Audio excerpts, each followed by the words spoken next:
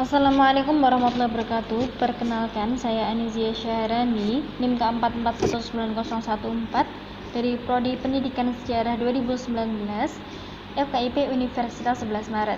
Pada kesempatan kali ini saya akan mempresentasikan mengenai RPP atau Rencana Pelaksanaan Pembelajaran.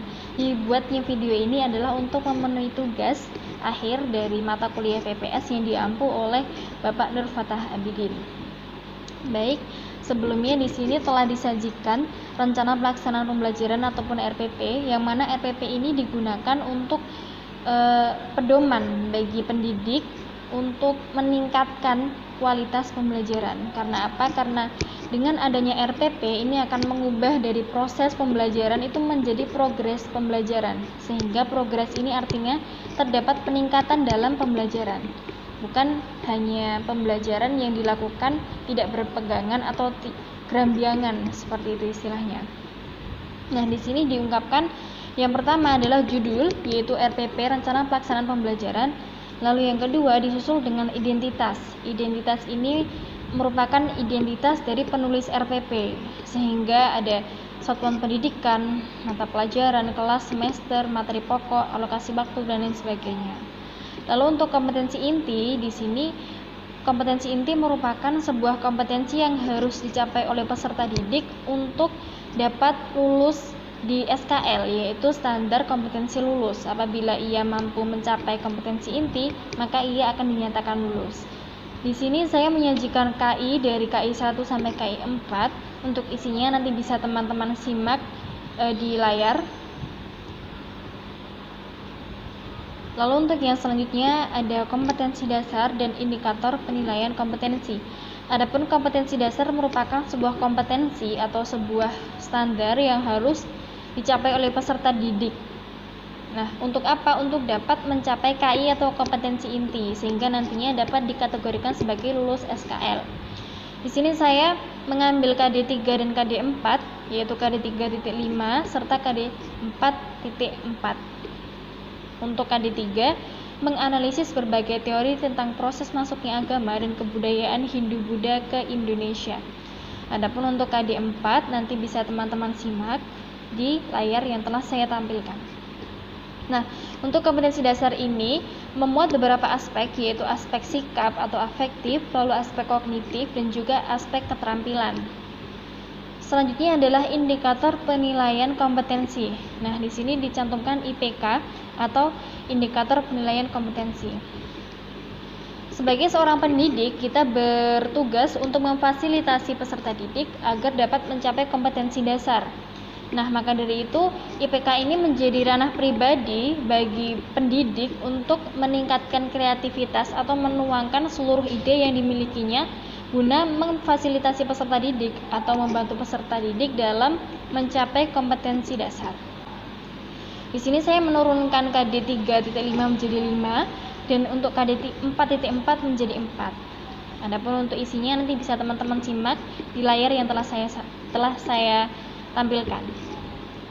Selanjutnya adalah tujuan pembelajaran, yaitu memuat mengenai untuk apa kita melakukan sebuah pembelajaran, lalu menggunakan media pembelajaran dan dipelajarinya suatu materi.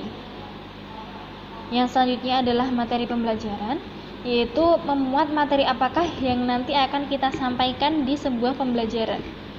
Adapun untuk metode pembelajaran itu memuat 3 aspek. Yang pertama adalah pendekatan apa yang akan kita gunakan di selama pembelajaran, lalu metode apa yang akan kita gunakan selama pembelajaran, serta yang ketiga adalah model apa yang akan kita gunakan selama pembelajaran. Untuk media pembelajarannya di sini menyesuaikan kondisi peserta didik, sehingga ketika peserta didik itu mungkin tinggal di pedalaman, maka tidak mungkin peserta didik atau pendidik itu menggunakan media pembelajaran berupa internet. Karena apa? Karena memang di sana mungkin terdapat suatu kondisi yang tidak bisa diaksesnya internet, seperti itu. Maka untuk media pembelajaran ini bersifat fleksibel, artinya menyesuaikan dengan peserta didik. Selanjutnya adalah sumber belajar. Ini berisi mengenai referensi yang akan diperoleh atau akan dicari oleh peserta didik atau akan digunakan oleh peserta didik selama proses pembelajaran. Untuk langkah-langkah pembelajaran ini memuat 3 aspek atau memuat 3 pembagian. Yang pertama yaitu pendahuluan, lalu kegiatan inti dan juga kegiatan penutup. Di sini saya menggunakan pertemuan pertama yaitu 2 kali 45 menit atau sekitar 2 jam pembelajaran. Di sini disajikan kegiatan pendahuluan apa yang akan dilakukan oleh guru, lalu kegiatan inti apa yang dilakukan oleh guru beserta dengan alokasi waktunya, serta yang terakhir adalah kegiatan penutup apa yang akan dilakukan oleh guru dan juga oleh peserta didik, seperti itu. Juga terdapat beberapa catatan yang akan memandu guru dalam melaksanakan pembelajaran. Nah, untuk lampiran, di sini saya melampirkan beberapa dokumen. Yang pertama adalah mengenai instrumen penilaian sikap. Yang pertama tentu saja terdapat identitas dari lembaga pendidikan. Lalu yang selanjutnya adalah ada tabel instrumen penilaian sikap. Di sini ada nama siswa dan aspek apa yang akan dinilai dengan keterangan yang telah tercantum. Lalu jumlah skor dan skor sikap beserta dengan kode nilai. Jadi di sini setelah kita sajikan instrumen penilaian sikap, maka kita akan menyajikan pedoman penilaian sikap. Sehingga di sini dicantumkan keterangan apa yang dinilai dalam aspek penilaian sikap. Lalu terdapat juga pedoman penskoran dari 25 sampai 100 dengan kategori yang telah ditentukan. Lalu ada penghitungan skor, baik jumlah skor ataupun skor sikap, dan yang terakhir adalah kode nilai yang diperoleh oleh peserta didik. Adapun untuk instrumen yang selanjutnya adalah instrumen penilaian keaktifan. Nah, di sini sama seperti yang tadi, yaitu mereka memuat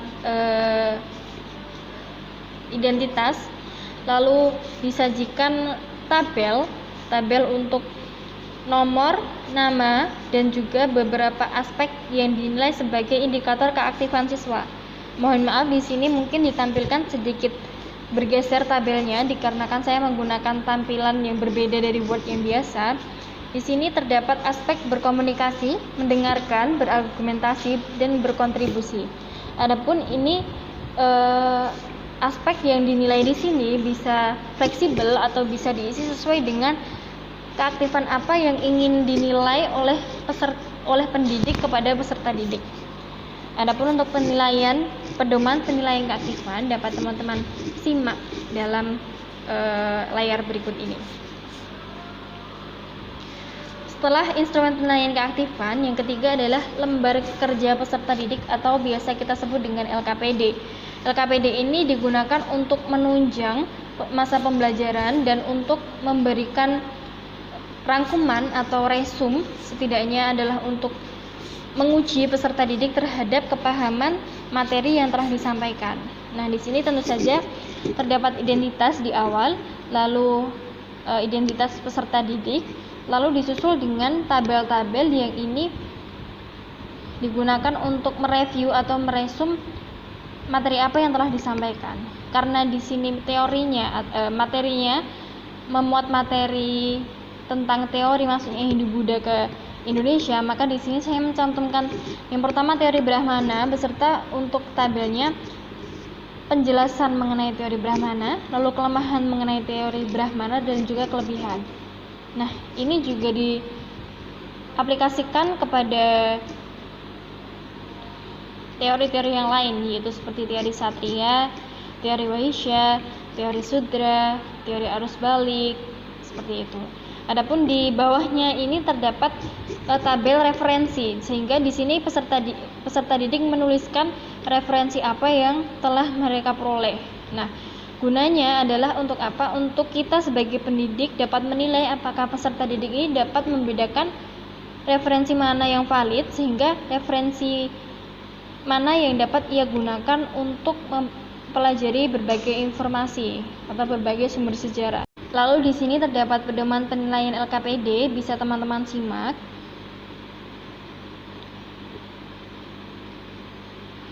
dan juga lembar penilaian portofolio yang juga memiliki pedoman penilaian portofolio. Adapun di akhir terdapat tanggal di mana RPP ini dibuat, lalu tanda tangan kepala MA dan juga penulis atau pemilik dari RPP ini. Nah, di yang terakhir adalah terdapat kolom catatan kepala sekolah apabila kepala sekolah memiliki sesuatu hal yang ingin disampaikan kepada pendidik mengenai RPP yang telah ia ajukan. Baik, sekian presentasi dari saya, Anizia Syahrani. Saya mohon undur diri. Apabila terdapat banyak kesalahan, saya mohon maaf. Wassalamualaikum warahmatullahi wabarakatuh.